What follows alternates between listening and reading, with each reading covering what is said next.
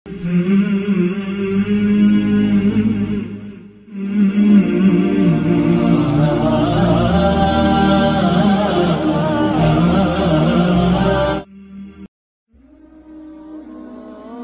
جو آخری راتیں ہیں نا، آخری عشرہ، یہ اور زیادہ اللہ تعالیٰ کی طرف سے قبولیت کا عشرہ ہے۔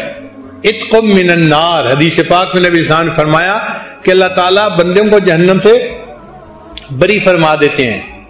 ہم پورے سال میں ایک رمضان کے آخری عشرے کے 10 راتیں ہی صحیح کوشش کر لیں۔ اب کوئی کہے گا جی کہ مجھ سے تو 10 راتیں نہیں جاگا جاتا، چلو بھائی 10 راتوں کی بجائے طاق راتیں 5 راتیں ہی صحیح۔ اب اللہ کو پانے کے لیے پورے سال میں صرف 5 راتیں، اور فرمایا کہ دیکھو وہ جو 5 راتیں ہیں نا، ان میں سے ایک رات ہے جس کو ہم نے لیلۃ القدر بنا دیا۔ انا انزلناہ فی لیلۃ القدر وما ادراک ما لیلۃ القدر لیلۃ القدر خیر من الف شہر۔ وہ جو لیلۃ القدر ہے 1000 مہینوں کی عبادت سے بہتر ہے۔ 1000 مہینوں کو اگر آپ جمع کریں کہ 12 مہینے کا 1 سال، تو یہ 80 سال سے زیادہ کی عبادت بنتی ہے۔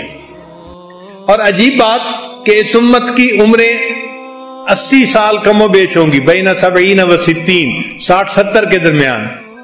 تو گویا اللہ تعالیٰ یہ فرمانا چاہتے ہیں کہ ہم اس رات میں بندے کی پوری زندگی کے گناہوں کو معاف فرما دیتے ہیں۔ تو ایک رات میں پوری زندگی کے گناہ معاف، یہ بھی اللہ تعالیٰ کی کتنی مہربانی ہے۔ اچھا، بعض دوست سوچتے ہیں کہ جی ہمیں کیا پتا لیلۃ القدر کب ہے؟ ہاں بھئی پتہ تو کسی کو نہیں ہے، لیکن ہم اگر کوشش کریں تو ہم لیلۃ القدر میں عبادت کا درجہ پا سکتے ہیں۔ نبی علیہ السلام نے حدیث مبارکہ میں نشانیاں بھی بتائی ہیں۔ وہ ایسی رات ہے جبریل علیہ السلام فرشتوں کو لے کر نازل ہوتے ہیں، گلیوں کے موڑ کے اوپر جھنڈے لگا دیے جاتے ہیں، رحمتیں نازل ہوتی ہیں، اور یہ فرشتے دعا مانگنے والوں کی دعاؤں پر آمین کہتے ہیں، ان سے مصافحہ کرتے ہیں۔ کیسے نور کی رات ہوگی بھائی؟ لیکن ہمیں یہ نہیں پتا کہ وہ رات ہے کون سی، مگر اللہ تعالیٰ نے بندوں کو محروم بھی نہیں رہنے دیا، اشارہ کر دیا۔ ہم لوگ اسکول میں جب پڑھتے تھے نا، تو جب امتحان قریب آتے تھے تو اپنے ٹیچرز کے پاس جاتے تھے کہ سر ذرا اس پیپر کا گیس لگا دیں۔ اب گیس کیا ہوتا ہے کہ وہ اندازہ لگا دیتے ہیں کہ کون سا کوسچن آئے گا، کیونکہ ان کا تجربہ ہوتا ہے، تو واقعی ان کے گیس بڑے کامیاب ہوتے ہیں۔ خاص طور پہ ہمارے کچھ قریبی دوست ہیں، سارے سال دفتروں میں کام کرتے ہیں، اور جب وفاق کا امتحان ہوتا ہے تو 1-2 ہفتے پہلے ہمارے جامعہ میں آ جاتے ہیں، اور وہاں کے اساتذہ سے وہ گیس لگواتے ہیں کہ کون کون سے سوال آئیں گے، اور ان کو کہتے ہیں کہ ہمیں ان کی تیاری کر دو، اور اللہ کی شان کے وہ تیاری کر کے امتحان دیتے ہیں، جیدن پاس ہو جاتے ہیں۔ تو یہ گیس کئی دفعہ بڑے کام آتے ہیں۔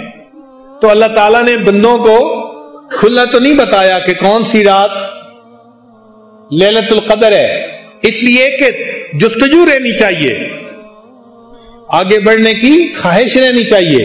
اگر بتا دیتے تو لوگ سارا سال آرام سے سوئے رہتے، اور جی لیلۃ القدر آئے گی بس اس رات پہ عبادت کر لیں گے۔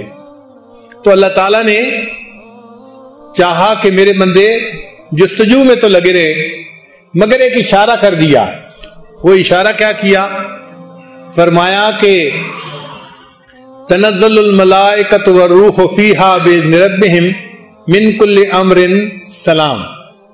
وہ جو رات ہوتی ہے اس میں سلامتی نازل ہوتی ہے، رحمتیں نازل ہوتی ہیں، برکتیں نازل ہوتی ہیں۔ اب وہ 10 بجے برکتیں شروع ہوتی ہیں، 11 بجے شروع ہوتی ہیں، 12 بجے، ہمیں اس کا کوئی پتہ نہیں ہے، لیکن ایک بات پکی ہے، اللہ فرماتے ہیں حی حتی مطلع الفجر، یہ جو برکتیں نازل ہوتی ہیں جب بھی شروع ہوتی ہیں یہ مطلع فجر تک رہتی ہیں، یعنی شہری کا وقت ختم ہونے تک یہ رہتی ہیں۔ لہذا ایک دستور مل گیا، ہم ہر رات میں جب سحری کرنے کے لیے اٹھیں، وہ آخری لمحات ہوتے ہیں، تو ہم اس وقت 2-4 رکعت تہجد کے پڑھ کے دعا مانگیں، اور سحری کریں، اور پھر سحری کوشش کریں کہ ہم وقت ختم ہونے سے آدھا گھنٹہ 20 منٹ پہلے ختم کر لیں. اور وہ جو سحری تک کا وقت ہے نا 15-20 منٹ کا، یہ بڑا قیمتی وقت ہے.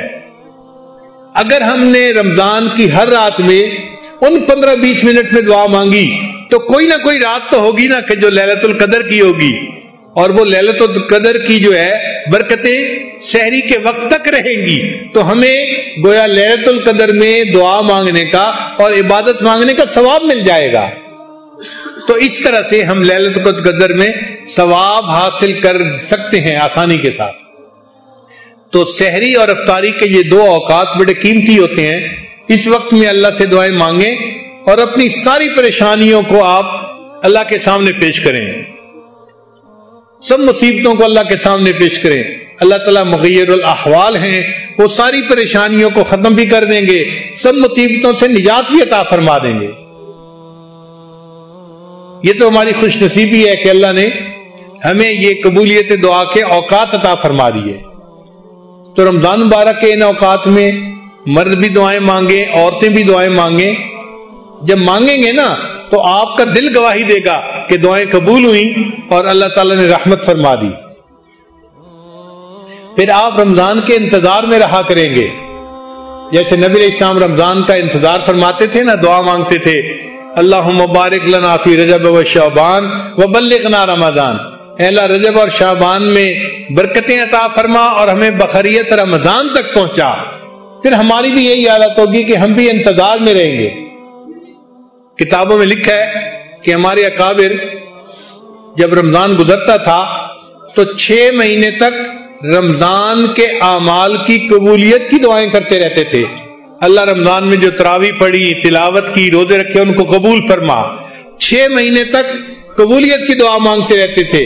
اور جب 6 مہینے گزر جاتے تھے تو اگلے 6 مہینے آنے والے رمضان کے بخیریت آنے کی دعائیں مانگتے رہتے تھے کہ اللہ ہمیں بخیریت رمضان تک پہنچا دے، اگلے رمضان تک پہنچا دے. یہ رمضان کا مہینہ اتنا برکتوں کا مہینہ ہے. تو دیکھیے سحری میں بھی دعائیں قبول، افطاری میں بھی دعائیں قبول. مومن کے تو مزے ہیں، اس کو کہتے ہیں 5 گھی میں اور سر کڑائی میں. لطف ہے، مزہ ہے مومن کا. بس احساس کرے کہ اللہ نے کیسا قیمتی وقت عطا کر دیا.